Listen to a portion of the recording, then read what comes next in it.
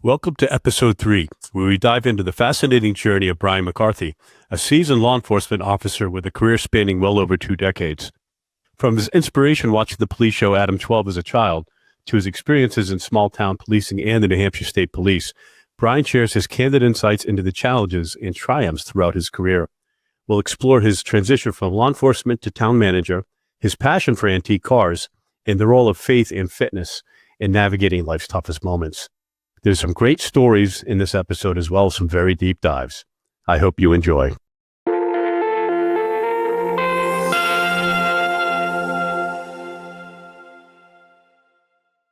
Welcome to the studio, Brian McCarthy. Great to see you, buddy. Stu, how are you? I'm doing great. You having a great day? I'm having an excellent day. Thank you. How about you? It's been a nice, relaxing weekend. Good. It really has. Good. Did absolutely nothing and enjoyed every minute of it. Yeah, So you need to have that every once in a while, I think. we're going to start with your law enforcement career, Brian. Mm-hmm. I know you got on at a pretty early age. What was the driving force that got you interested in law enforcement at that time? I always had an interest in it, and just seeing police officers as a kid, there was just something that was alluring to me. It attracted me, the cars, the what they did. And then I used to watch a TV show called Adam 12, which was, I'm dating myself.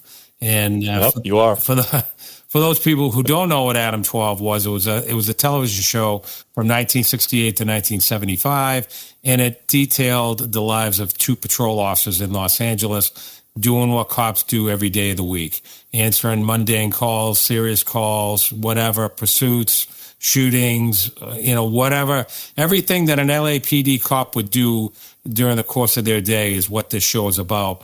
And it was actually credited as being like the first pre-cops, like it was the first really realistic TV show because the stories that they used were from patrol officers. So the deal was... Oh, no kidding. Yeah, if a patrol officer wrote in an experience, like a story, a call, and sent it to Jack Webb, who was the producer of the show, and Jack Webb used that storyline, they would get $100.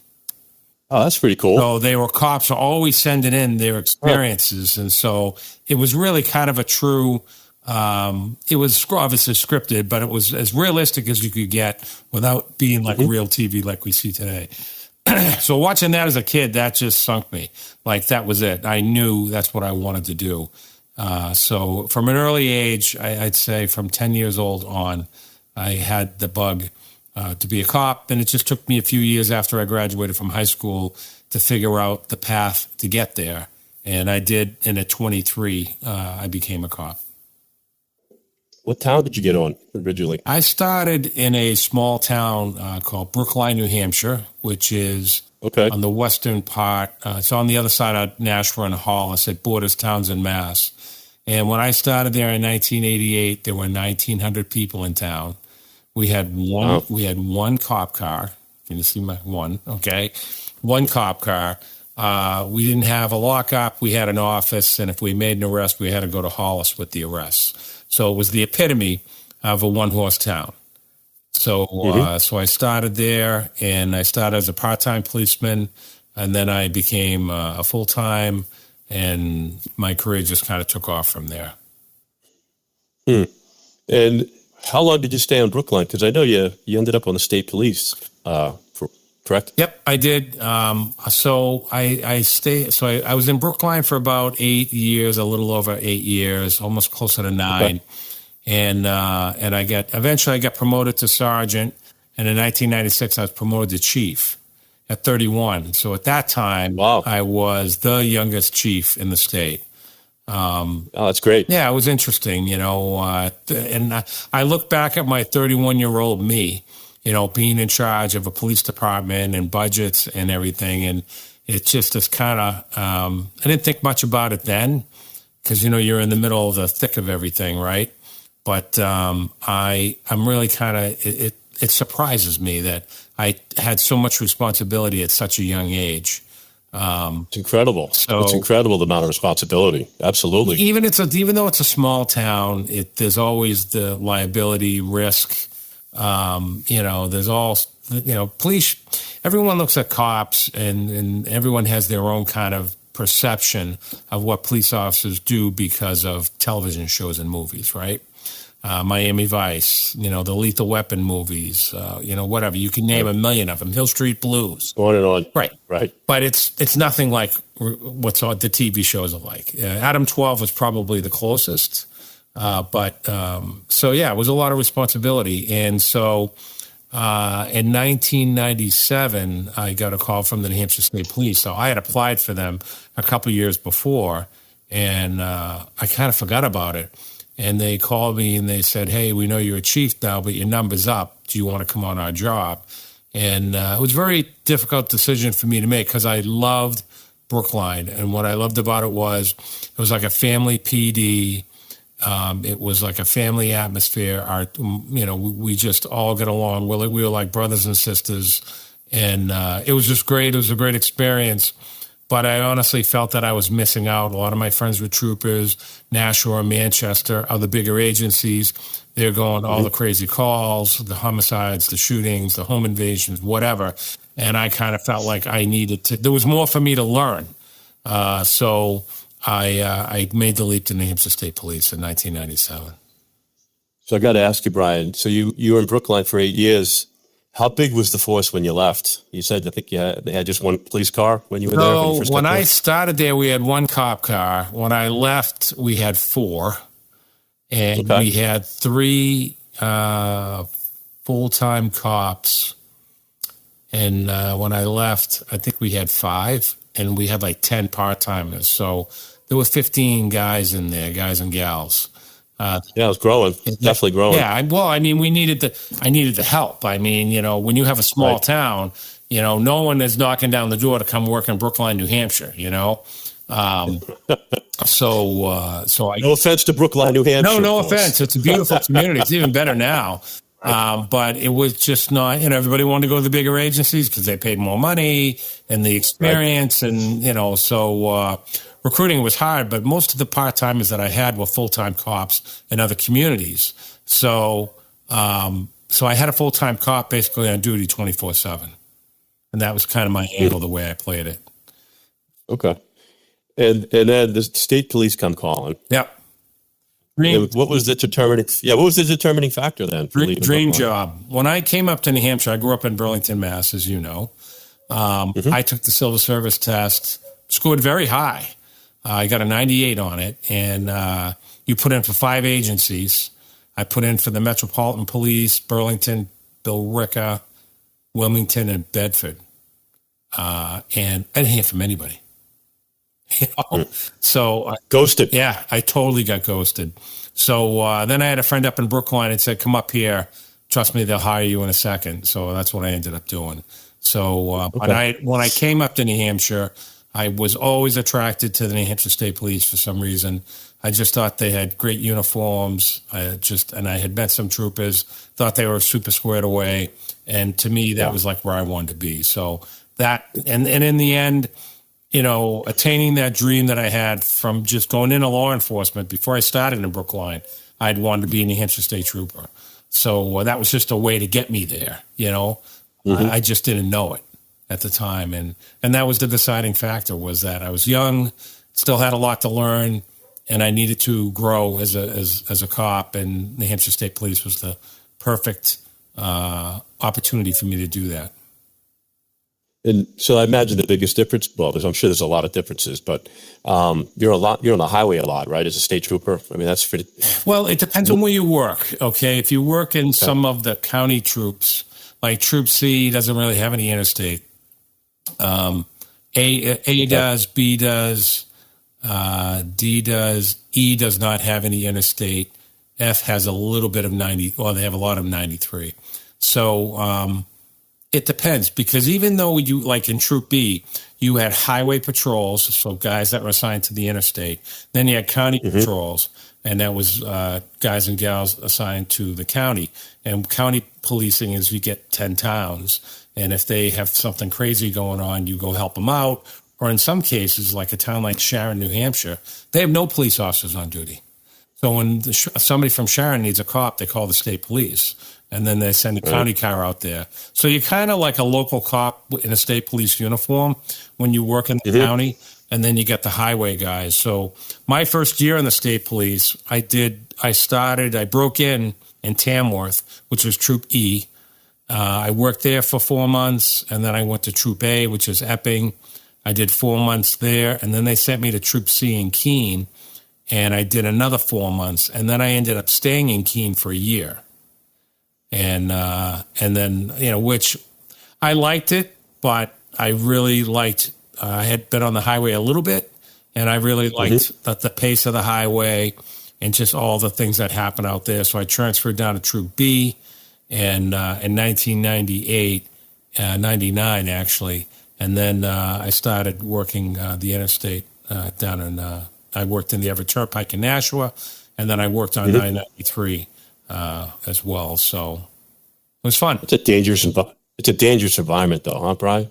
Well, I mean, you see some traumatic crashes, and this just tough stuff. You do. I mean, you see tragedy in this job. There's just no way around it. Right. And there's no training that they can give us to prepare us for the things that we're going to see and experience. They can have a class on this and a class on that, but a class and reality are two entirely different things.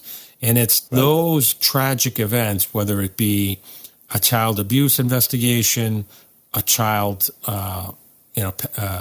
passes away, either by accidental means or purposeful means, or someone just losing their life, suicides, homicides, car accidents.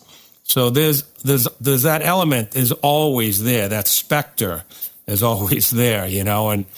Right, for sure. I remember you told me a story of a really horrific suicide. Just the scene, I remember you telling me how intense it was, and even seasoned police officers had a hard time with it. That's. I mean, I can't imagine going through that. It's puzzling because these people, I think, mentally are in a different place. And I'm just speaking from my own personal thoughts of what I think. I think they get in a state of hopelessness where they don't feel that there's any hope. There's nothing. There's no reason to stay in the game, for lack of a better term. So they opt for that decision to take their own lives. So, and that's difficult to absorb for us, I think, because we're kind of like, you got tomorrow's another day, the sun's coming up. I mean, for us, there's all sorts of reasons to live. And for some people, they get into such a bad place that they can't see that side and they can only see the dark.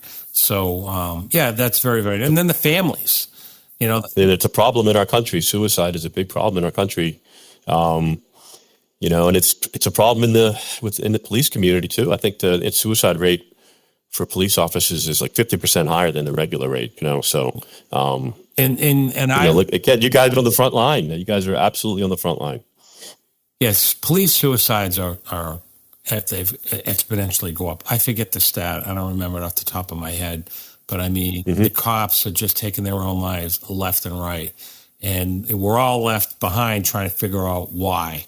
And some of these people, I've had a friend of mine very close to me that took his own life. It still bothers me to this day. I'm sorry to hear that, Brian. I'm sorry to hear that. Someone that I was a good friend of mine, he just was super squared away. I'm getting a little emotional just thinking about it, but. And, I was stunned. And especially where he and I had talked, and we had kind of made a loose lunch appointment for us to get together because we hadn't seen each other in a while. Seemed pretty excited to do that. And 3 weeks later, or a month, whatever it was, he's gone. And you're left, what, here's a guy that I thought was so squared away, had his shit together, just really, just a great guy. What the hell happened, and those are that's what's left behind for the people they leave behind. Right. Is that pain. And I'm not his wife or his kids. He had kids, he had a wife, and I can't imagine, what their life must be like now without him. And I'm sure they're all wondering, and of course the question is, what were the signs? Do we miss signs? Everybody knows what the signs are, and this guy, at least as far as I could see, was not demonstrating anything. There was nothing suggestive to me that he would take his own life. And so it's crazy. And I've had I had my friend that took his own life, another friend that sadly drank himself to death. And who knows, Stu? We don't know. And we don't know. We can guess, we can analyze, we can try and process some kind of an answer, because we, human beings need closure, and these situations make it very difficult to have that closure, because we absolutely, we don't have that. The person that has left us, we don't have their perspective. And there's a mental health crisis in this country, and this is a big part of it. I think it's improved in the last 20 to 30 years, truthfully, but it's not anywhere near where it needs to be. We need to do more. There needs to be more awareness, right? And we need to talk about this. We need to have this type of dialogue for people to talk about it, right? Right. And how good do you feel when you talk about stuff, man? I've had my battles with anxiety over the years, and being able to talk about it helps me. Yeah. And so this, hopefully we're creating community here for that. But thank you for sharing that stuff. Yeah, and what I'm encouraged is that there is a lot more awareness about mental health, even in law enforcement. They now have teams. Every department has got personnel that are assigned to, for meeting with officers who have been involved in significant trauma, a bad scene, again, a death or whatever. They, as soon as something happens, they go right in, they get the guy or gal in, they start talking to him right away. They put them out on leave so that they can just kind of collect themselves. So I'm encouraged to see today. In my day, we didn't have any of that. When you were at a fatal and, somebody was blasted into a million pieces, when the ME picked them all up and took them off, you did your measurements and you went back on the road and started answering calls. Nobody was calling you to see how you were doing or what you were thinking or how did this impact you, what your mental picture was. It was, hey, man, you got another call, go answer your call. So at least today in the law enforcement world, there's much more awareness. And I think there's more awareness in society as well. So I think we're on the right track, but I agree with you. We're not even close to being there because there's a financial aspect of this picture that's not being addressed. Yeah. And that's a whole nother podcast, Stu, Oh man, one of many. Right. But yeah, so I'm encouraged that there are more resources out there for police officers and fire and EMS, not just cops. We all see it. We all have to deal with it. We all take it home. So I'm encouraged. Yeah, first responders, good. Now, first responders, it's amazing the courage you guys show. It really is. I don't think I could do it. So I'm very respectful of that community, for sure. Brian, let's go back to the state police. I know you were there for about 10 years or so? Same, 9 years. 9 years, yeah, okay. It's like 8.5, I did 27 years, so if you average it, it was about 9 years in agency. Like a jigsaw puzzle of years at different departments. Just 3, but okay. 3 was enough, And you served on what'd you call it, the presidential task force, a security team when the president was in the state? So there was a detail, an executive security detail that when the president or the vice president would come into New Hampshire, they would assign troopers to work with Secret Service to escort the political party to wherever they were going. And so I was fortunate enough. I have no idea why I was picked. I have no idea how I ever get involved in any of that. All I know is I got orders to go to an assignment, and so Yeah. So I did a couple of those executive security details. I did one for President Bush, Vice President Gore. Who else did I do one for? I did one for Judd Gregg, but he wasn't a president; he was a senator. And then Bill Clinton, I did one for him as well. Yeah. Okay.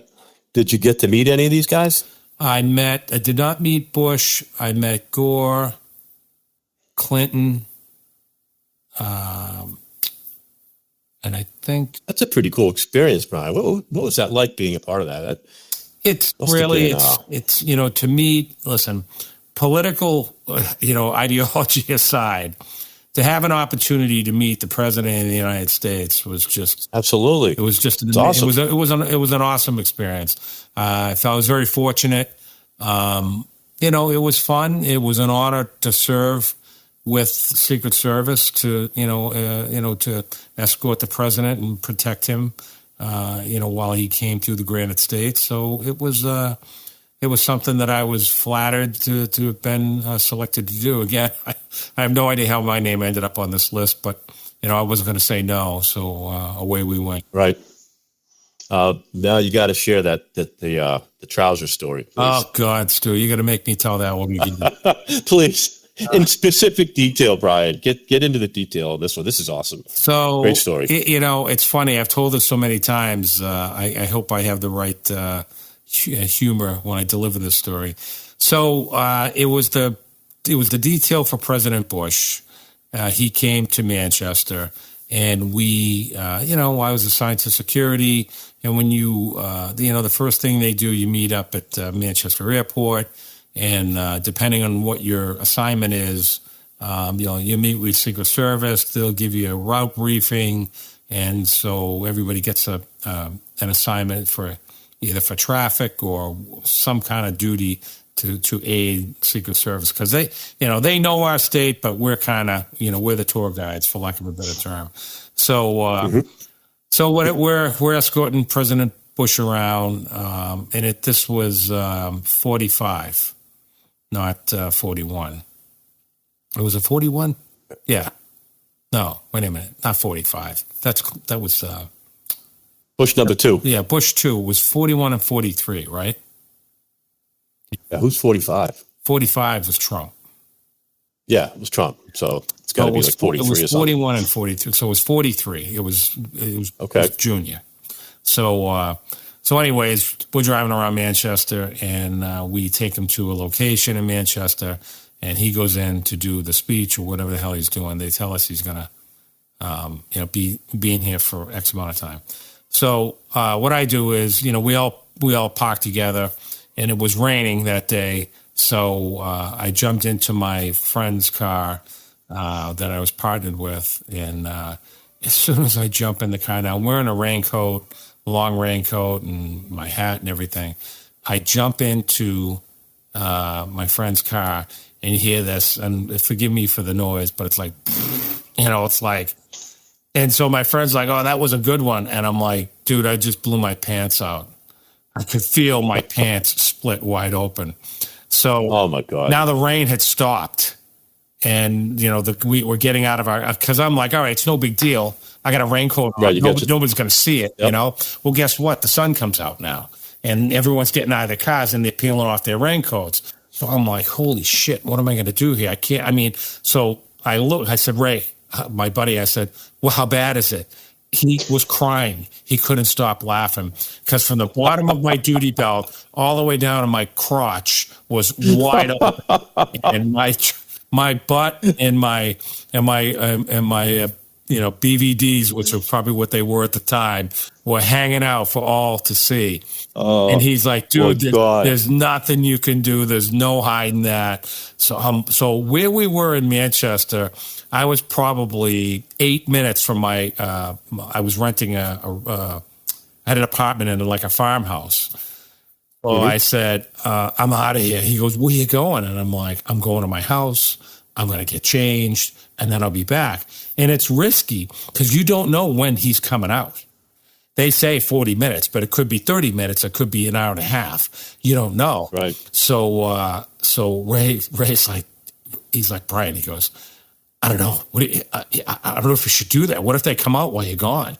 I'm like, I'm taking the chance. I'm like, there's no way I can go. I could do this detail. I'm not going to be standing out there with my ass hanging out because they will wind up. I'll get a traffic post. What would have happened to you? I got a traffic post at an intersection directing traffic, and my friggin' butt cheeks are hanging out. Causing accidents. Causing accidents. And listen, and the ribbing I'll get from my brother and sister troopers, I'd probably still be getting it today. So I jump in my car, I smoke off. McCarthy's white ass is hanging out. That's it. That's never a good picture. Okay. So I get in my car, I take off. I'm going code 3, lights and sirens, down 293, down 114. I lived on Donald Street in Manchester.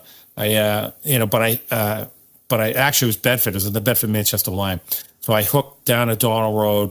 I swing into my apartment, where I lived. My landlord's there. She's like, oh my God, what's going on? I'm like, get the hell out of my way. I got to change my pants. So I run upstairs. I get changed.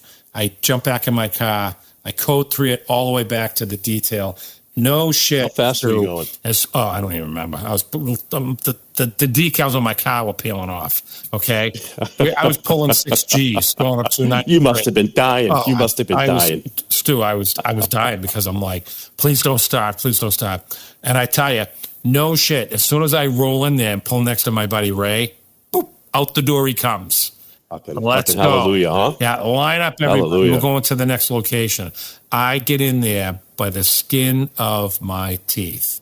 And, of course, everybody was just laughing their asses off that was there because they thought it was the funniest thing. But, that was a fun memory. It's like, of course, it has to happen to me, right? I'm missing uniforms pressed, spit shine boots. I always was squared away. And because I was powerlifting in those days, those were the days, I think I told you, I was like 255. And I was squatting 600 or 700 pounds, hack squatting. I was doing all sorts of crazy stuff. Clean, no junk. So hold on. I just want to circle back. Yeah. How much did you say you weighed? 255. 255. And how tall are you? 5'6". 5'6", 250. Yeah. You weren't even a fire hydrant. You were too big for a fire hydrant. Yeah, no, I definitely was in the crush, kill, destroy mode. Right, but strong though. Strong. Oh, I was definitely strong. And again, no enhancements. They didn't take any of that. You'll lose your job. You lose your police certification. And I knew guys that did it, and they got the boot. And to me, for a couple of reasons, and everybody has reasons, for competition. I get it, and it's not a judgment. It's just my own personal position on steroids and things like that was that I had kind of a short fuse as it was without any enhancements. So I didn't need anything making my fuse even shorter. And I was, obviously worried about health risks, what that could represent. And I just kind of wanted to do it on my own. I mean, I wasn't as big and strong as some of the guys at Gold's Gym in Nashua, but what I had and what I can do was my own. And I was proud of that, and so I used to squat a lot. So my ass was like 5 feet wide and I kept splitting pants. This was not unusual for me. You said you usually kept a spare in your trunk of trousers, right? But this time you didn't. I think I was wearing the spare or something. I didn't. Of course you were, right? And so I remember I kept going back to the quartermaster at headquarters. I'm like, I need a couple more pairs of pants. He's like, what the hell are you doing? I'm like, friggin' pants are too tight on my ass. I'm blowing them out. And so the sergeant's like, stop squatting. I'm like, I can't stop squatting. It's just not going to work. And he's like, you keep blowing out pants, you're going to be paying for them. I'm like, all right, whatever. I didn't care. I'll pay for them. So my pants splitting was not an unusual occurrence for me. It just happened to occur at the worst possible time. Absolute worst time. But I got away with it. Did you ever did your commanding officers ever find out? Did you ever tell them someday or anything? I think my lieutenant knew, my troop commander. I think my assistant troop commander, who was a friend of mine, he definitely knew. And, they must have taken him. They laugh and just shake. Not to rib you. They're like, and my assistant troop commander used to tell me, I had an ass like a cow, so I said, yeah, but if my ass is digging your ass out of a problem, you'll be happy that my butt's that big, Here. But absolutely. And that was another part of, weightlifting. I really started weightlifting when I became a police officer because I got knocked around a little bit, nothing crazy, but enough to where I wasn't going to let it happen again, and Right. So I started lifting, and I trained with a guy who was a family friend who helped get me into law enforcement. He has since passed, but he was from an earlier generation of police officers where, it was, you get big, you get strong. And if somebody takes a swing at you, then they accept what's coming their way. And that's just the way it was. It wasn't abuse. I mean, I never, ever, did anything to anybody. I was always professional. And if somebody took a swing at me, and it happened quite a bit, I just used the least amount of force because, God, today, forget it. I mean, I feel bad for these guys today. You skull knock somebody today and they lose a tooth, Skull knock. You're going to get indicted. In my day, you knocked out. Hold on a second. Skull. I love skull knocked. Yeah, skull knocked. I love it. Yeah, I love it. But you know what? Going back to your point though, in terms of weightlifting stuff for police officers and law enforcement, like, we want to get stronger, right? We want to be superior as much as possible, I would imagine, right? And the stronger you are, the stronger you're going to be doing your job. And you're going to get in those situations where you might have to skull knock somebody, and having that as an option is a good thing, right? And there was that element, right? Strength and getting bigger and stronger. But then, there's the mental health too. Right. So it's so important. And I think even in law enforcement, it's more important. It is. For me, and I'll speak of my own experience because everybody's got other opinions and things, which is fine. Mm-hmm. When I worked in Brookline, I worked alone. There was no second car on duty. I was the only car on. So if I get into a fight or had a problem, I was waiting on Hollis or Milford, or God forbid if somebody was on in Mason, because they're a very small town. They don't have a lot of police officers and they don't have a lot of cops on duty. So I really focused on getting strong to protect myself, because I had to be in better shape than everybody else. Because if I did get in a fight or a struggle, you go to a domestic, guy's knocking his wife around, you show up, now he wants to take a piece of your ass, and you're like, that ain't gonna happen, So you got to be mentally ready, mentally prepared for the engagement, right? And then you got to back it up. You got to have more than that guy to get them. And listen, when people don't want to get handcuffed, it's almost impossible to get them into a set of handcuffs. I don't give a shit. Turn the hand, do this, arm bar techniques. That's all great in a controlled, training environment. But when you're beefing with a guy that's cocked on cocaine, forget about PCP. Not that I ever remember having experience with somebody on PCP, but those people have superhuman strength. I mean, they're crazy, right? So that was really the drive. And even on the state police, when I was a trooper in the county or on the highway, you work alone. We don't double. We don't have two guys in a car. When I say I have like Ray, my patrol partner, that means he's in the next patrol. Okay, I'm on the Everett Turnpike. He's in Manchester, right? So if I'm in a problem, Ray's coming from Manchester. He's not coming from Merrimack or another side of Nashua. So you had to be situationally aware of who you were dealing with, who you were talking with. Watch what they were doing, their mannerisms. You had to look for those clues to try and see if something was coming your way. Are people being compliant, or are they getting ready to let me have it and to try and take me down? So there's a lot to it. It's not black and white. It's gray. I mean, law enforcement to me has always been gray anyways, because there's never Absolutely. an absolute, this happens, you do that. You can plan for that in your mind, but when the shit hits the fan, sometimes you got to go to plan D, E, and F, Right. that could be on the fly, Right. So you have Very fluid. Yeah. It's very fluid stuff going on. Yeah, very fluid. And so that, I kind of dragged this out a little bit, but that was really one of my main reasons for working out, getting in shape and getting big and getting strong, because I wanted to be in such shape that if somebody looked at me, they maybe would think that they didn't want to deal with me that way, and they would comply with what I would ask them to do, which happened most of the time. I can think of maybe a handful of times where people were like, I'm not going. And I had one guy, I don't care how big you are, you're not taking me. And it's like, okay, now we gotta make this happen. And to me, law enforcement and is really, there should be a large degree level of salesmanship. Because, you need to sell people. You want to sell someone a car. You want to entice them to buy the car.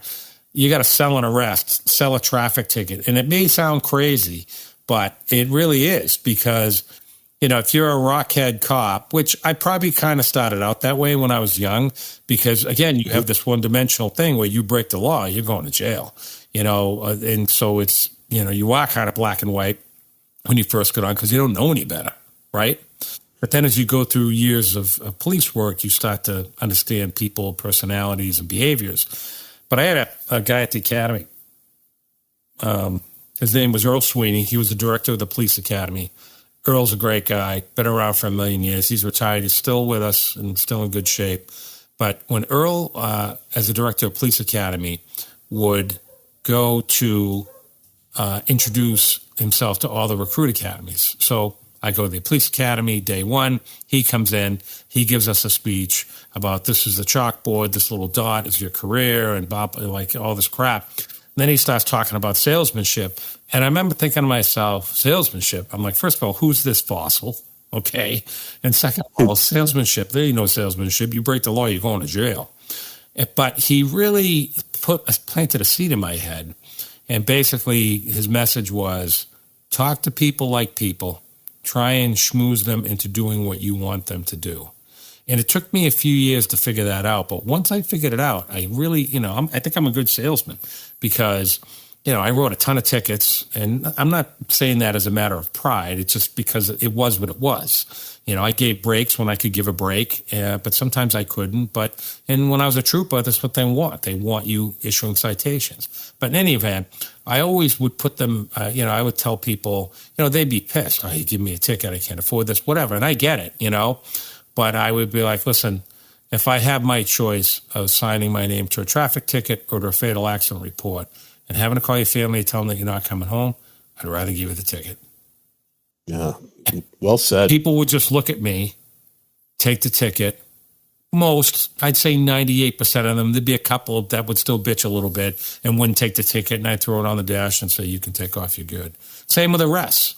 It's like, listen, you arrest somebody for DWI, they're the absolute worst. They're just, most of the people are just horrible because they're cocked, they're pissed they got stopped, and now they're pissed at you because you stopped them, and they understand now what's going to happen. They're going to probably lose their license, they're going to get in trouble with their spouse, money, all this crap, and it's my fault because I pulled. Why can't you just let me go home, and so you have to just kind of finagle your way through that to say, hey, listen, if you cooperate with me and you work with me, I'll try and get you out of here as quick as I can. And as long as you don't have any warrants anywhere else, I'll have you out of here in an hour and a half. Really? You'll get me out of here in an hour and a half? Yeah. Just don't bust my balls, and there better not be any. If there's other warrants for you, there's nothing I can do. But if you can cooperate with me, I know this sucks. I'll help you through it, and we'll just get done with it. Let me do what I got to do. Yeah. And, how am I going to get home? I'll give you a ride home. If there's someone there that's willing to take responsibility for you, I will drive you home myself. You're going to give me a ride home. Yeah, I'll give you a ride home. Well, what do you want to do? all right, let's go. I'll take your breath test, or I'll do whatever. And so again, 98.5% of the time, I always had compliance. I very rarely went to traffic court. People paid the tickets. And if somebody came in and, if I had a trial, I would go meet with them because we would meet with them before the trial. And I'd be like, what's your beef? Can't afford the fine. All right, if I waive the fine, if I dump the fine, will you plead guilty? Yeah, you can do that? Yeah, I can do that. I don't care what people pay. It's got nothing to do with me. It just goes to the state and they blow it somewhere else. I'd wipe the fines out all the time. I don't give a shit. I'll get rid of the fine. Oh my God, thank you. Yeah, if you could do that, I'll plead guilty. Done. I really didn't have, for the amount of activity that I generated as a police officer in Brookline State Police, and even in Pelham, I very rarely went to court. So I attributed that to Earl Sweeney and his getting through my thick skull. And when I train new guys, I used to tell them the same thing. Watch what I do. Watch what I say. Don't be a jerk. Don't talk down to people. Just talk to people. Whether they're a drug addict or an average mom and pop, they're still human beings, and they deserve to be, spoken with dignity and respect. Now, if they're throwing a lot of shit at you, with an attitude and telling you off, again, there's the CD and E plan. You just gotta minutiae your way through it. Brian, it's funny. Yeah, I would say you were the ultimate salesman, right? You're selling people their traffic tickets. That's it all the time. I mean, you're diffusing it and like to a 98.5%, percentile. So that's pretty cool. That's really cool. That's quite a sales ability. I wrote a guy when I get on the truck team. I ended up being on the truck team, doing commercial motor vehicle inspections and enforcement on the state police. I learned a lot about trucks and stuff. So when I came to Pelham after the state police, I had a truck pulled over on the side of the road. You have to go through a truck certification process, and my certs was still good. So I could still stop trucks in Pelham and do commercial truck enforcement, which they loved because there were, piece of shit dump trucks and trucks driving through town with no brakes. I got a couple DWIs, guys driving dump trucks that were cocked. During 1 o'clock in the afternoon, So this one guy had pulled over, just a real piece of shit truck. I'm not kidding you. I think I wrote him and you're going to be shocked at the number, but I think I wrote him 15 tickets. And it's really to the company. The citations are to the company, but this guy may have owned the company. And so I wrote all these citations out, but it's for, the truck's got no working, functioning brake on the rear, but just whatever, just all defective equipment, no safety equipment. He's not wearing his seatbelt, whatever, just all of these federal motor carrier violations. And one of these Pelham guys that I just started working with, and he was really he was a rockhead, just not a good guy at all. But in any event, he sees all the tickets on my seat. He's like, who's those tickets for? I go, they're for this guy. And he's like, you're going to give him all those tickets? And I said, yeah, I think it was 12. And he goes, I'm staying for this one. This is going to be a fight. I go, no, it's not. Well, now I was 40 when I went to Pelham. Okay. Mm-hmm. 41. I said, watch the old man. Okay. Because I billed myself when I came to Pelham as the new old guy. I'm new to the force, but I'm old, right? And I met with the guy, and I just said, listen, these are the citations, blah, blah, blah, blah. You're getting this one for not having a medical card. I think he didn't have an updated medical card, which makes sure that he's fit to drive a commercial truck. Kind of important, right? Mm-hmm. Guys blow that shit up all the time. Then they stroke out and crash, right? So, but the rest, I go through the whole spiel. I fold them up. I give him the tickets. The guy takes the tickets. He shakes my hand. He gets in his truck, and he drives off. And this patrolman, his jaw was on the floor. He's like, how the hell did you do that? And I said, because I spoke to him like a human being, not like a jerk. You could learn something from that, And so I think salesmen could go a long way. I don't think they teach it in the academies. I think some guys catch on, but...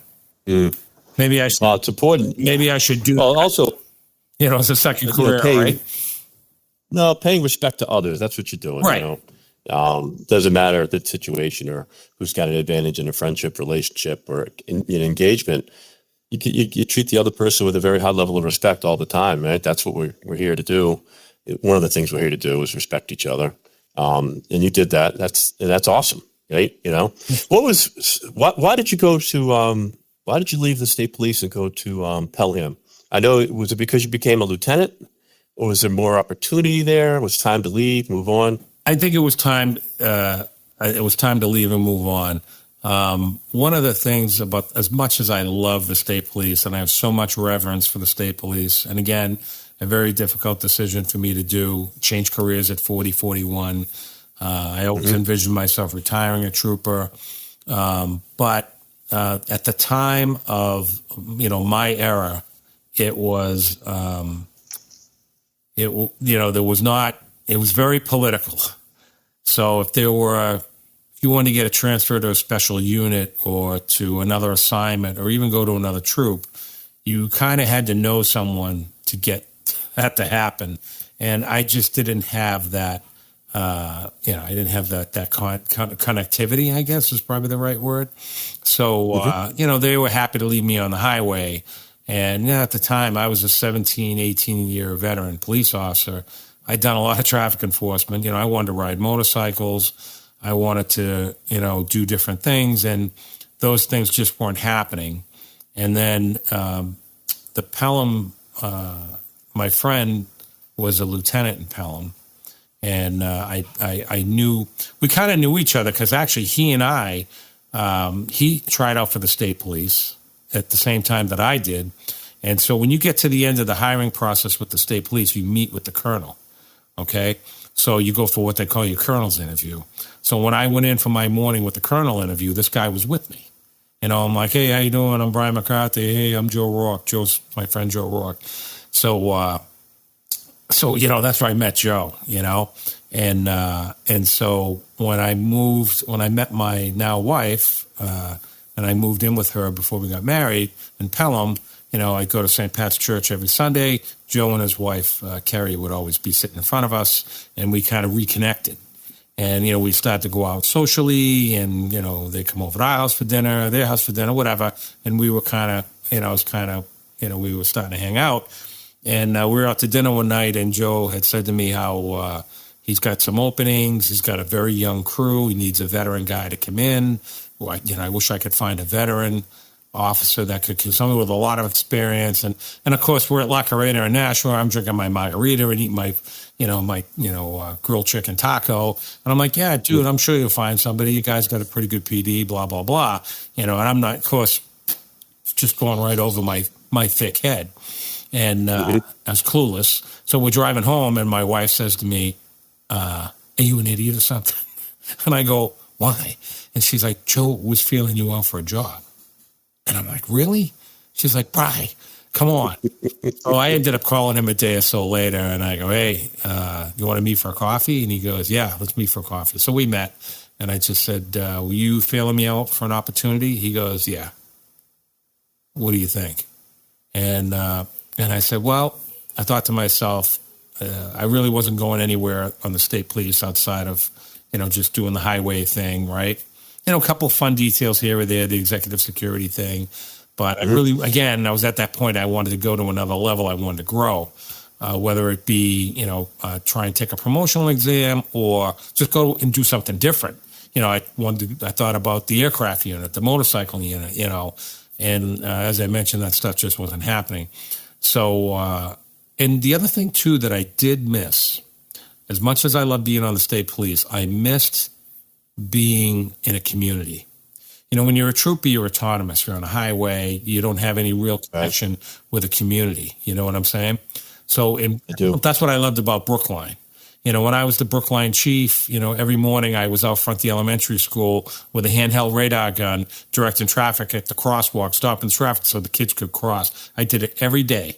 Every day, rain, snow, shine. The chief of police was at the crosswalk in the morning. I tried to do it in the afternoon if I could, but definitely in the morning. What a great experience, though, for the kids. Huh? It was great. And I was the Brookline's first dare officer. So I was the first dare officer. Oh, that's great. for Brookline. So I kind of missed that community connection. And so that was attractive to me in Pelham, that I'd be going back into a community again. I could kind of get back involved in the community. I lived in Pelham, so I'd be working in the town that I live in, which has got pluses and minuses, but for the most part, pluses. And most importantly, they had a motorcycle. And Joe was like, your ass will be on that motorcycle whenever you want it. I said, you kidding me? Excellent. He goes, no. So I'd say the bike probably sealed the deal, because I'd been trained. I went through the New Hampshire State Police Motorcycle School, and it was a 2-week school. It was the most physically demanding training I ever went to in my life. 10 hours a day for 2 weeks. What were you doing? What kind of stuff? You're learning how to drop the bike, pick the bike up, doing this, doing that. It's just, you're doing low speed turns and stuff, the trick stuff. And when you're learning how to do that, you're crashing the bike and you're getting thrown. You got to pick the bike up, so it was very, very physically demanding. Thank God I worked out. You know what I mean? So, well, those bikes are 800 pounds, so they're kind of heavy. But Brian, was it a Harley? No, they had Kawasaki KZ1000s on the state police, which was a great bike. So I went through their school, and I actually came out number 1, but I didn't get picked for the team. I was an alternate. So Pelham had a Harley, and I'd never ridden a Harley police bike. So that was very enticing to me too. So long story short, and I'm rambling on here, I'm sorry. No, it's good stuff. I went to Pelham and came in as a patrolman. And then 6 months later, I took the sergeant's test. I got promoted to sergeant. And then, I don't know, it might have been 9 or 10 months later, I got promoted to lieutenant. And now Joe was chief. He had made chief. And so now I was working right under him, helping him run that place and get him, get it squared away. So, yeah. And you were a Pelham officer when you were in the shootout, right? Yes. You okay with telling that story, Brian? Yeah. I mean, it was just kind of a situation where there was an individual from Lowell who had been drinking, got into a domestic with his girlfriend, 2 a.m, whatever the hell time it was. He beat the shit out of her, jumped in his car, took off. Lowell chased him. Then he went into Drake it chased him. Then he came up. Pelham is like an ancient Indian burial ground. All the spirits go back to Pelham. Okay. And so into Pelham he comes, ends up being a standoff. And this went on for hours and hours and hours. So like 5 o'clock in the morning, Joe calls me. And he's like, hey, can you come in? He called me like at 9 minutes after 5, I think it was. He's like, can you come in? We got this situation. The wheels are coming off the wagon. I need you to come in and help me with this. We got a bunch of people deployed, but the situation was breaking down, and he wanted me to come in. So I said, yeah, okay, fine. I jump in my car. Well, I get dressed. My wife's like, where are you going? And it was right down the street from my house where I lived in Pelham. And I said, I'm just going down to Bridge Street, right at the end of the road. There's some guy with a gun to his head threatening to kill himself. And, of course, she's like, wait, what? Where are you going? And I'm like, in my brain, I go to these calls all the time. It's not even registered. I'm like, it's the guy at the end of the street. He's got a gun to his head. I gotta go help Joe and the guys. So I'll talk to you in a little bit. And she's like, you wearing your bulletproof vest? Because I was in civilian clothes. Yeah, I got my vest on. So down I go, up over the hill, and I make a left onto Bridge Street, and I run into a Salem officer. And he had the road blocked. I said, where is everybody? He goes, it's just around the bend. So I said, all right, I'm going to get down Hobbs Road, and I'll make my way around back, to where they are. Well, just as I pull away from the Salem guy, I hear over the radio, he's on the move, he's on the move, he's on the move. He's in his car. He drove around the roadblock, and he took off. And so... so I'm listening to what's going on. And what he's doing is he got off Bridge Street, went down Heath Street, which is a very short street that connects with Hobbs. And then he turned onto Hobbs. And I'm coming down Hobbs from Bridge Street. So I'm coming at him. And so I see him. And,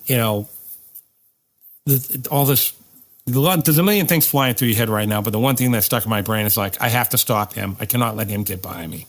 So Right. I said, all right, here we go. I'm just gonna crash into him.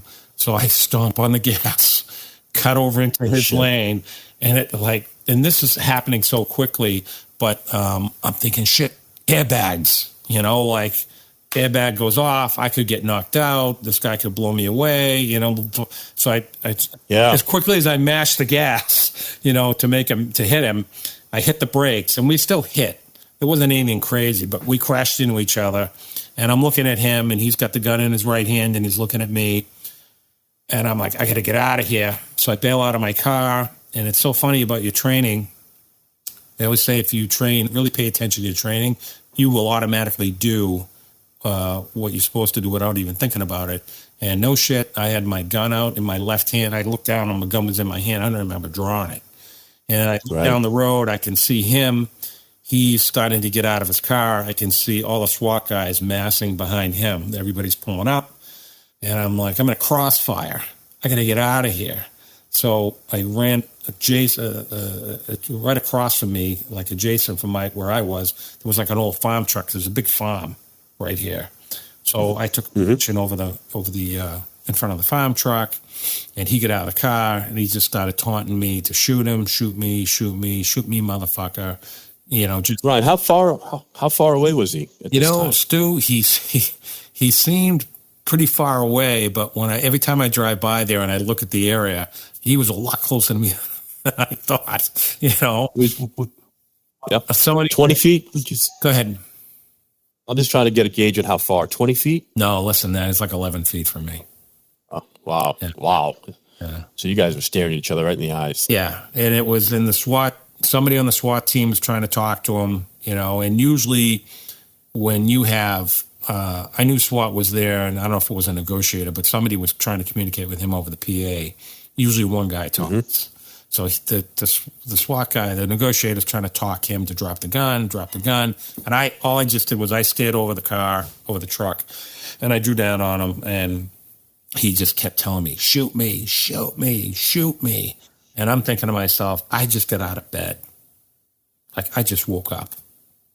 Mm. And now here I am in the middle of this whole situation, very dangerous situation. And so... Unbelievable.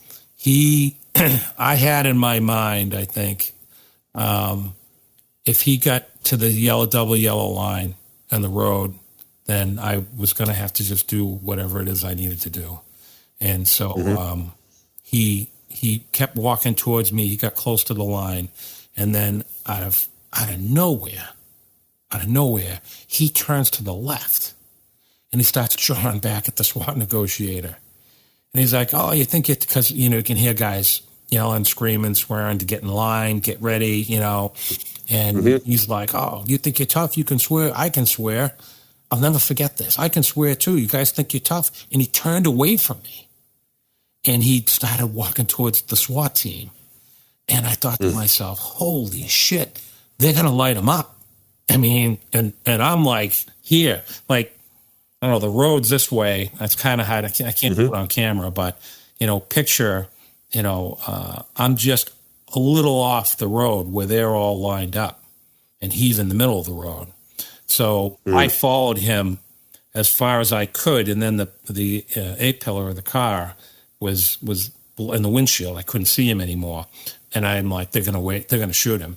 So just as I ducked down over the front of the car, you heard all the gunfire, and I could hear all the bullets and shit flying by. So I peek around the corner. He's laying on the ground. He's jerking and gurking, and so I ran up to him. A little guy had run up to him, grabbed the gun, and he's just doing all this body movement, and then I heard him take his last breath. He just went, he just died right there. And it was just it was a surreal experience, I mean, so many things, just go flying through your head, and at the end of the day, of course, my thought was, why didn't you just put the fucking gun down? Excuse my language, why don't you can edit that out, right? No, I'm not editing. That's awesome. We like that. But it's like, why don't you just put the gun down? I mean, he had a kid, he had a 4-year-old daughter, 5-year-old daughter. They're telling her, trying to get your daughter on the phone, put the gun down. She wants to talk to you. I'm not talking to my daughter. I mean, they tried everything. They tried everything to get this guy to drop the gun. He wouldn't do it. So they shot him. He died. And so now it becomes, I did not fire my weapon, thank God. I'm totally fine with that. Because I'm thinking, I'd been on the job 20-something years, never had to do anything like this. And I'm like, this is, here I am at 20-something years, and I got to shoot somebody. I've been able to avoid these situations, and, but it is what it is. I mean, and, if he had come to that point in my mind, I would have had to, and I say this not to be like a tough guy or, because you'll hear cops, I would have shot him, I would have, yeah. My mom used to ask me, she would see shootings and, police shootings on TV and in the news. And she's like, oh my God, I think you all the time. What would you have done in those situations? And I would be like, Ma, you know what? I don't know what I would have done. Hopefully I would have done something that I would get out of the situation safely. And whether that meant, using my firearm or some other means, but I would do whatever it would take for me to survive the event. So he's down, he's gone, and now the other part of this equation, okay, is my wife. She's home. I'm a mile from my home. The windows were open in our bedroom. I know that she's heard the gunfire. No doubt in my mind. How many rounds were fired? Would you guess? There was probably 12 guys in the line. So guys, and they were off. They all shot. Oh yeah, and they hit him. Nobody missed. I mean, they lifted up his shirt. I saw it. And so I thought, shit, I got to call my wife. And of course, I don't have my cell phone on me. I left my cell phone home. So I go to one of my patrolmen and I say, hey, Jimmy, give me your phone. I got to call Pam, So he gives me his phone, and I couldn't, because when you're in that kind of a deadly force situation, your blood rushes to your core. So you can have dexterity problems, And I'm pushing on the phone, and I can't get it to dial the number, because it's the screen now. It's not the buttons anymore, right? So I'm able to make the call, and the phone's ringing. Nobody's picking up. And I'm like, what the hell is going on here? I know she's home. Where could she be? I called her a second time, didn't pick up. Called her a third time. She picked up, and she was like, hello. And I'm like, hey, it's me. She's like, oh, my God, are you all right? And I'm like, I'm fine. She's like, I heard the gunfire. And I said, yeah, I figured you did, but I'm fine. And she's like, is he dead? I'm like, he's dead. And I really can't talk much more about anything. I just want to let you know that I'm fine. I'm not injured, but I'm going to be tied up for a little bit. I don't know when I'll be home, so call one of your girlfriends or go do whatever, and I'll talk to you when I can. And she said, fine, but so there's that part of it too. When you look at the whole law enforcement world and the stresses and, the movies never talk about the wives of the significant others that are married or in a relationship with a police officer, right? It's a whole nother dynamic that people never gets, it's never really on TV shows or whatever. But there's that dynamic, and so whatever, I got through it, and, and again, that's when I first started to see some resources for police officers involved in shootings. Again, I did not fire my weapon, but I witnessed, I would say, quite a bit in a very short period of time. I mean, Joe called me, I think, at 5:10, and this guy was dead at 5:19. So incredible, Brian. Traumatic, very traumatic, though. How did you feel? When did you come down? You must have been difficult to handle all that, to grasp all that. Well, I think. So before they let you go back on the job, you got to talk to a shrink, right? Which I was fine with. I actually talked to the guy that morning, because I don't know. And again, I don't want to sound, I guess I have a different perspective. This is a part of the job. It's a part of the job that some of us don't see a lot. You work in LA or New York, they probably see this crap all the time. But for us in the smaller states and police departments. We don't see it that much. So, but in my mind, this is just a function of my job. I did what I had to do. I think I did everything the right way. And I tried to, I tried to do the best I could to help control the situation. So it didn't go that way, but ultimately it was out of my control, and the guy did what he did, and it was what it was. So, so I ended up talking to, a shrink, and, how do you feel? I'm like, I'm pissed. Why are you pissed? Oh, why didn't you put the goddamn gun down? All you had to do was put the gun down. Put the gun down, you'd still be alive. And it's that, like, just trying to deal with, that part of, because put the gun down, nobody fires their weapon. You might go to jail, to take care of your business in mass. I don't think we would have put him in jail other than for disorderly or disobeying for the pursuit stuff, which was just, nothing felony level. But he didn't, and he made that choice, and he paid for it with his life. And he's, he had a family, he had kids, so I'm sure they went through a very difficult time, to say the least. And so, the guy just kind of talked me through it, and he's like, all right, I'm gonna release you to go back to duty, but I don't want you to drink for like 3 weeks. Do you drink alcohol? I'm like, no, I don't drink alcohol. He goes, don't drink. He goes, because in these situations, if you start drinking, you could really develop a dependency. When you're involved in a stressful event, you should not be drinking alcohol. So whatever, I didn't drink for like a month, and of course I went home, had to deal with the aftermath of that. And, and I remember my wife telling me that I guess I didn't realize I knew your job was dangerous, but I guess I didn't realize how dangerous it really was. She's like, you could have been killed. And I'm like, yeah, but I wasn't. And I wasn't because I relied on my training. God in heaven protected me. I swear, Stu, when that guy turned away from me, I was thinking of my father, and I don't know why, right? And it was like, I swear, like he put his hand down on that guy's head, and he turned him away from me. It was like divine intervention, because that dude was coming my way. There was no way around it, But he didn't. He turned away and went the other way, and I was like, what the hell just happened here? And I do believe it was divine intervention. I really do. And well, I believe in that stuff, energy, spirituality, I think that all plays a part of this kind of thing. But I'm glad you shared that. That's an incredible story, Brian. And it's funny how humble you are. It reminds me of all my other law enforcement friends, right? We talk about this, just how the careers you guys have had and how humble you are. It's just part of the job. You're cut from a different cloth, buddy. You really are. That level of service. Thank you for all that. I appreciate that. I attribute it to my parents and my upbringing. Yep. I had a crazy life growing up, and as when you get older, you start to learn like, geez, my life wasn't that crazy growing up. And then, the older you get, you're like, Jesus Christ, and not crazy, but 6 kids and, just all sorts of family dynamic stuff. But at the end of the day, my parents instilled a lot of great things in me that allowed me to become the person that I became.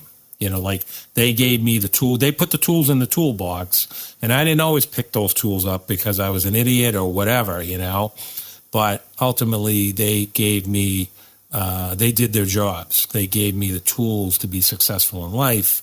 And of course, that coupled with my police training allowed me to have, a 27-year career without too many, I had car accidents and other crazy stuff happen. And that, of course, that was definitely the craziest.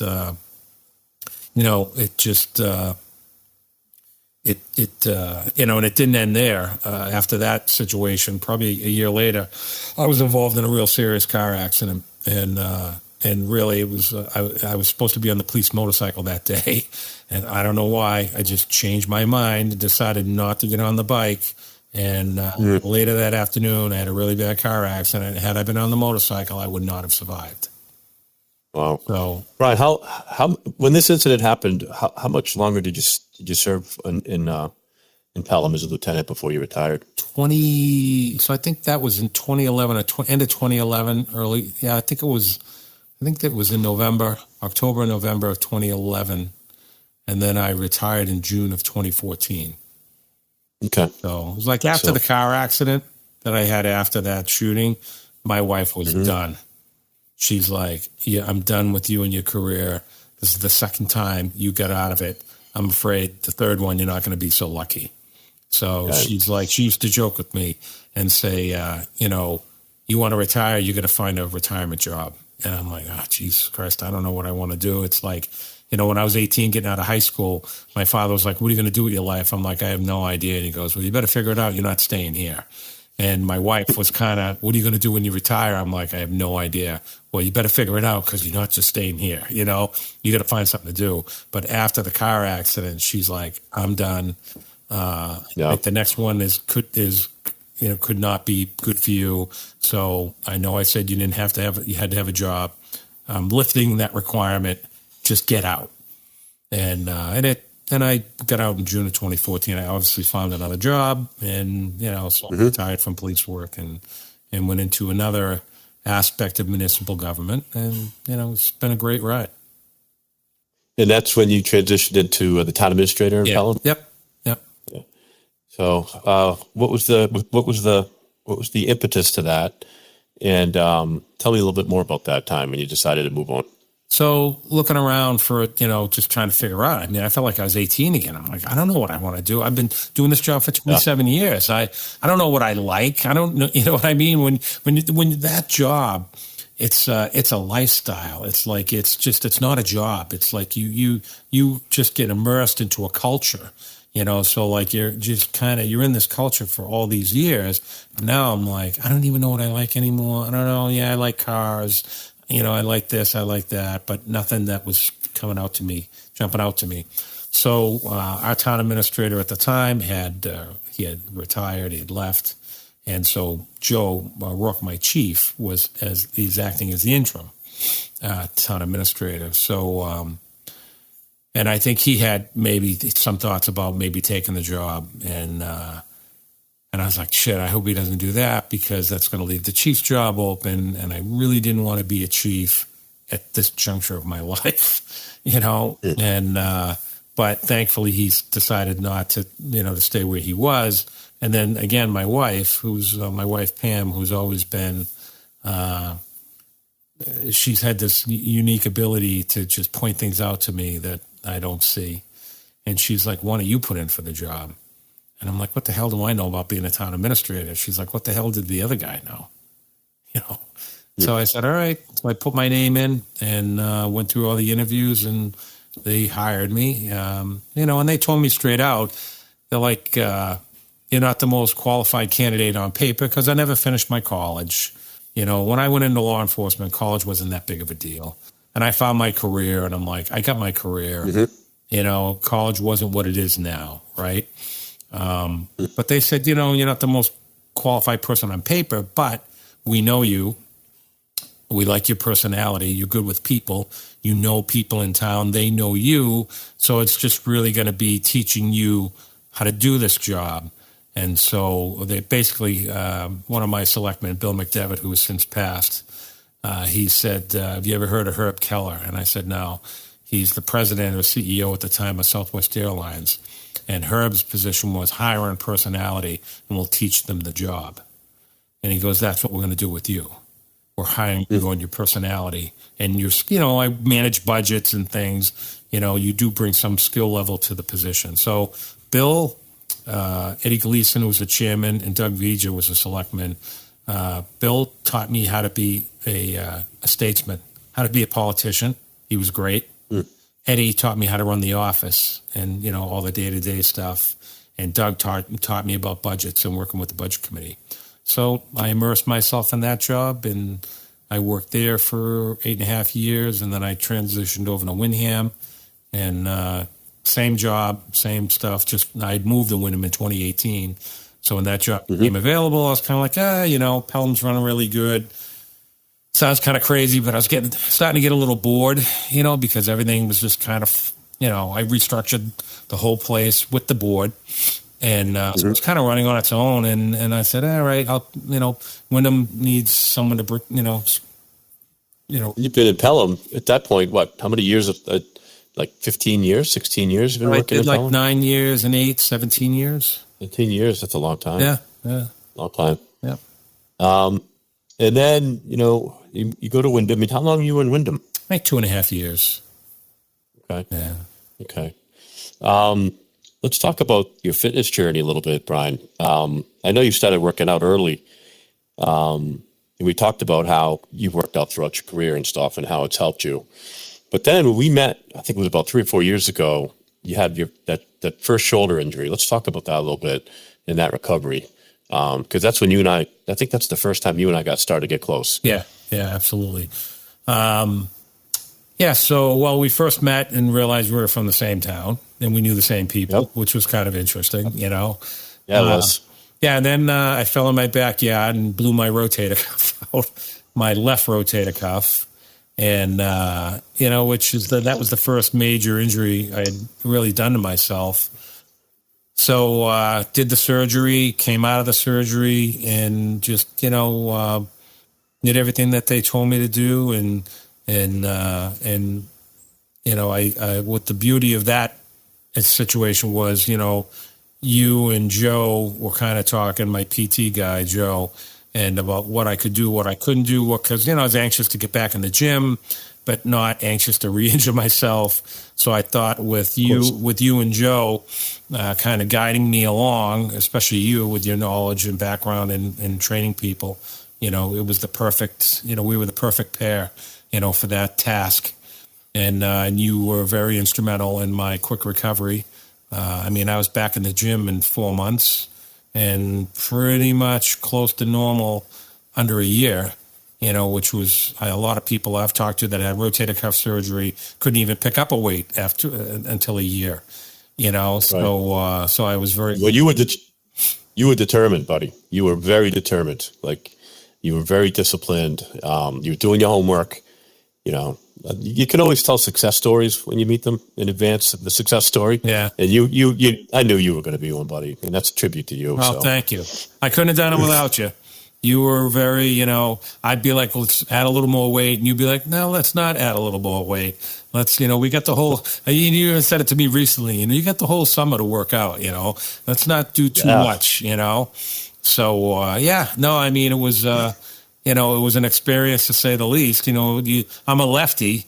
So when, you can't brush your teeth, you can't shave, right. You got to switch hands. You can't do other things that you're used to doing with your hands and, bathroom things and stuff. So it was a challenge, but I think my attitude was always, I might bitch, but I'm not going to complain, because the people that I always thought of, when I was starting to get frustrated or whatever, I thought of our soldiers, who have gone off to war and have come back and have lost a limb, or had some kind of traumatic event, whether it be, from something they saw, or God forbid, an IED or something like that.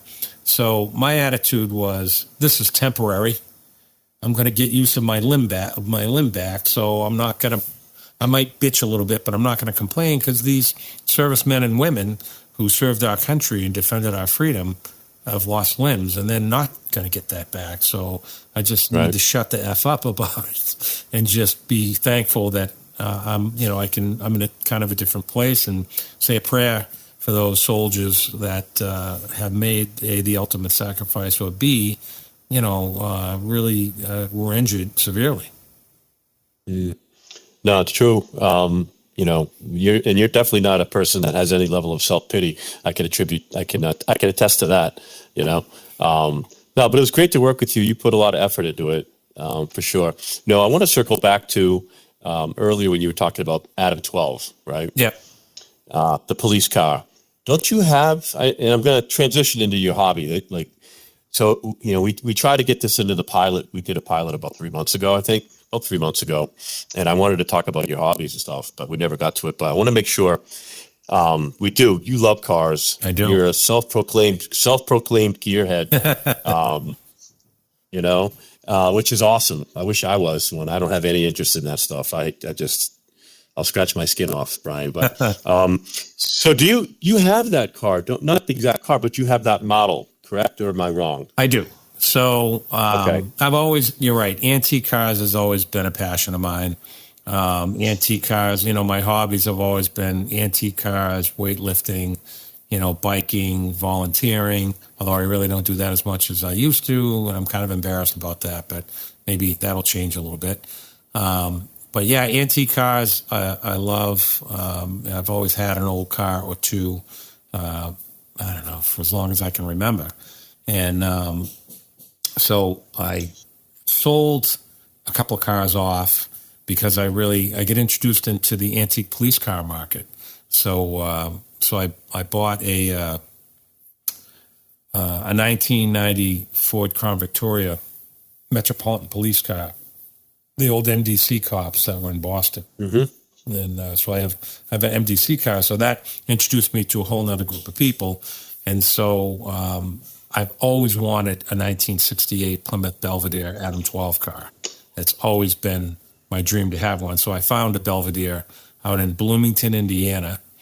And it's a 1968, it's a four-door, because they were, obviously the cop cars were four doors back then. And interesting about the car is that it only had 21,000 original miles on it. Wow. So I bought the car, brought it up here, and I just recently had it painted black and white. I've made it as Adam 12 or LAPD correct. The show car, they call it the hero car, wasn't quite as correct as the real LAPD cars were. So I decided to really try and replicate what an LAPD car instead of the show car.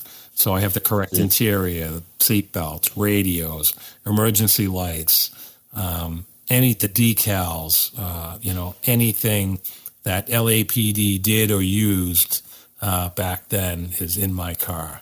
So, Brian, is that the same car that it must be? You were in front of me one time. I was taking a left into somewhere, and I noticed the car, and I looked at the guy's head, and I'm like, God, that guy's got a big head. And you turned into the parking lot. You turned into the parking lot, and you ended up parking. I'm like, oh my God, that's Brian. So that's the car that you converted into the? It must be. If right? it was black and white, was it black and white? I don't think it was at that time. Yeah, it made. You may have seen me in it before I painted it. Okay. But that's the car you did. So you did. I guess my point being, you did everything. Yeah. You didn't sub this stuff out. I hired a guy to paint it, but you did all the other mechanicals. interior. I did everything else. The interior stuff I shipped out. A guy had a friend do the interior, and then another friend painted. But I did all the putting back together.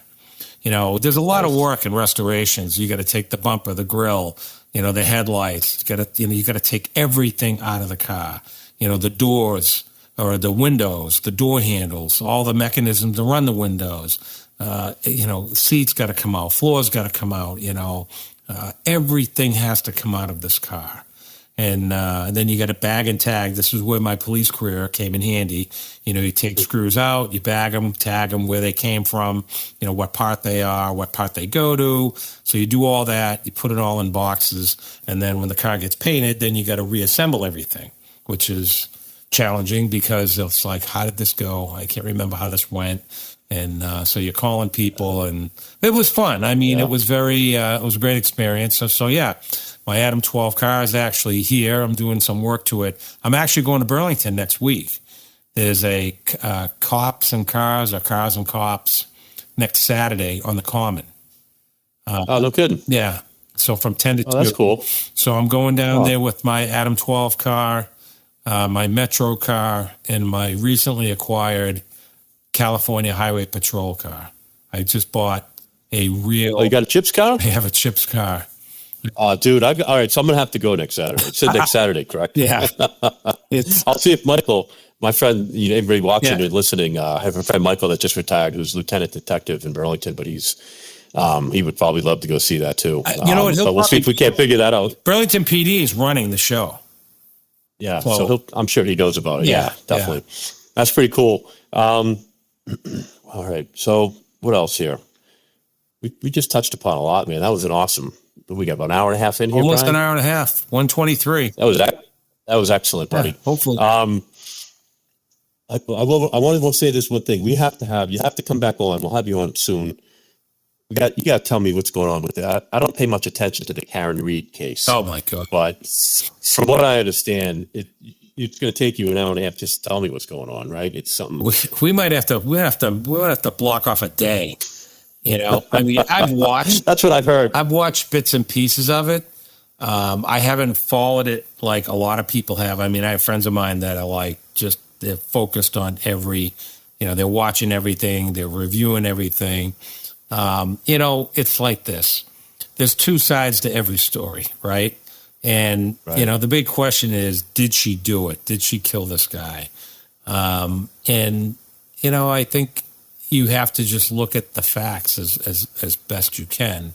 And what I find unusual, I'm not going to say it's, the end of the world, but it's unusual that they say she backed into him and she hit him. Damage in the car, in my opinion, having been an accident reconstruction and investigated pedestrian collisions. I don't see it. And that's just, and maybe I haven't seen everything. I think I have, with respect to that part. I just don't see. They say there was a crack in the taillight. He was a 200-pound guy. If she hit him, he would have shattered the taillight and would have been more damage to the car.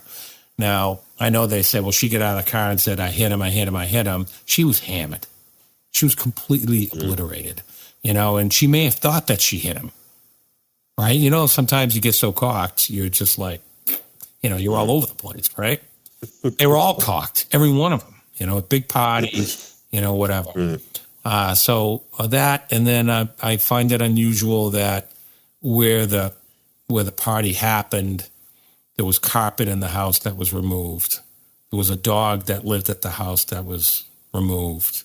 And then the house was sold relatively quick, in very quick order. His injuries would suggest that he was attacked by a canine. That's a fact. That's not myth. That's not speculation. That's a fact. So I've heard that. Yeah. So it's there's inconsistencies. I mean, and there's not just a few. Right. There's a lot of inconsistencies in the case. So it kind of begs the question, Brian, how does it get to this point? If there's, I guess there's enough probable cause to go forward. Is that the? Listen, you can indict a ham sandwich. Okay, it's just it is what it is. Poor ham sandwich. I'll eat that honestly, thing. Don't indict it. It's not a high. There's a level of proof that you have to have to get an indictment, obviously, but right. it's you can get indicted pretty easily. And this is a very high-profile case. He was a Boston police officer. He was killed. Oh, okay. So he, cop killed, and they were, I think, a volatile couple. I think that, there were some issues in that relationship from what I understand. But I just think that there's just too many unanswered questions for me. And I'm at 40,000 feet here. I'm not at 10 feet, but just hearing, I'm suspicious of, how do you get dog bites on him? And, there was a dog in the house. Well, where's the dog? Oh, the dog's gone. Well, what happened to the dog? And he obviously was bleeding, and there was blood on a carpet. That's all, again, that's not speculation. That's fact. The carpet was removed. And the guy that owned the house was a cop. So we all know, we all know what we know, right? About evidence and things like that. So, well, I'll tell you what, Brian, it's a shame, if she, we're going to let it play itself out in the court system. Right.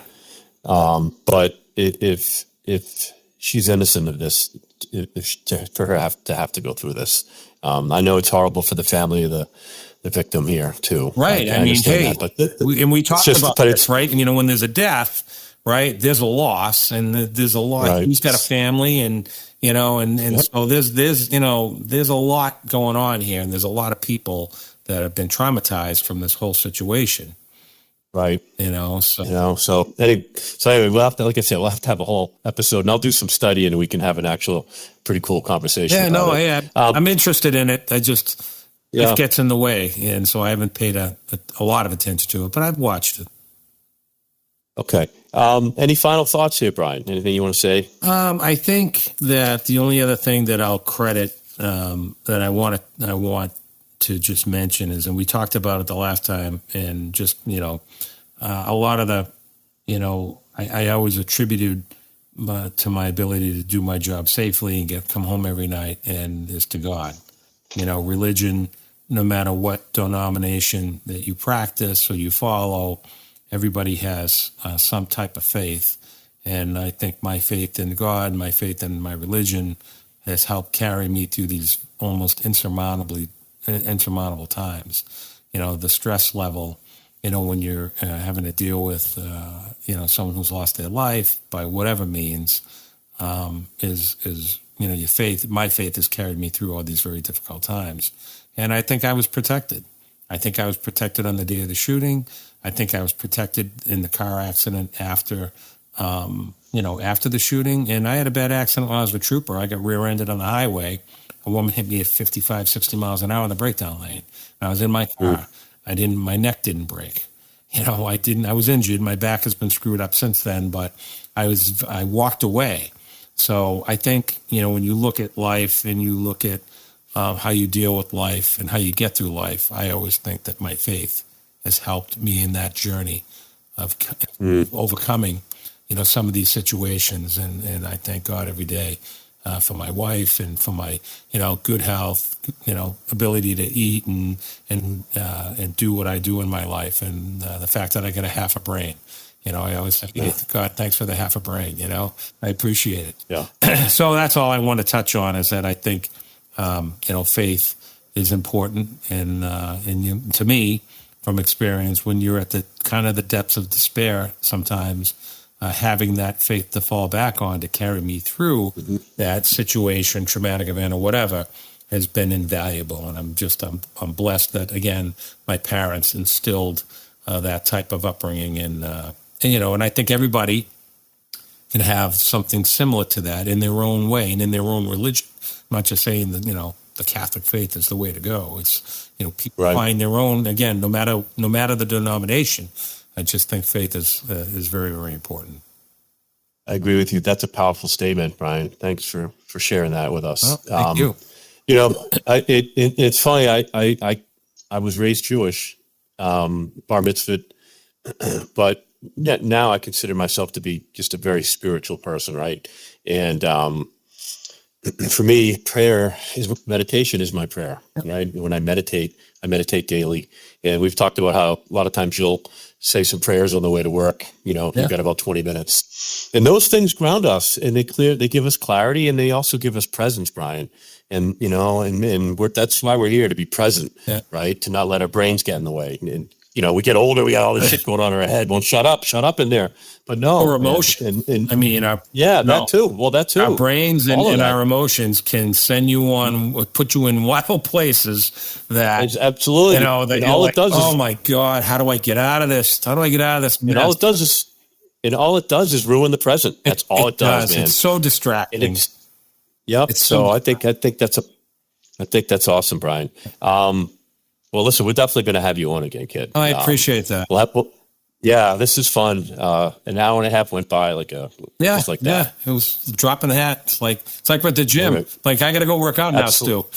We were talking for an hour. Thank you for watching this episode. This was great. You're doing and great. I'm enjoying myself. That's what it's all about. Myself. And the other part too is, Stuudios, you're making a difference in people's lives. Hopefully they take something out of this and the other podcasts that you do that gives them relief, or gives them a new direction, or gives them something to get them to wherever they need to go. And that's really, like you said, that's kind of what we're all here for, to help each other out and just kind of be that, contribute in some way to positive. Absolutely. I've said it before. The Dalai Lama has a statement years ago. He said, one of the prime reasons we're here is to help each other. Right. And, of course, he went on to say, and if we can't help each other, at least not hurt each other. Right. And that's just such a low standard. But That's why we're here, to help each other. And hopefully these messages, that's why I started this platform, is to try to reach more people and see if we can't, help somebody out, right at the time when they need it. So, all right, everybody, thanks for watching. Love it. Hit like, subscribe, share, comment, and until we meet again on the Stuudio.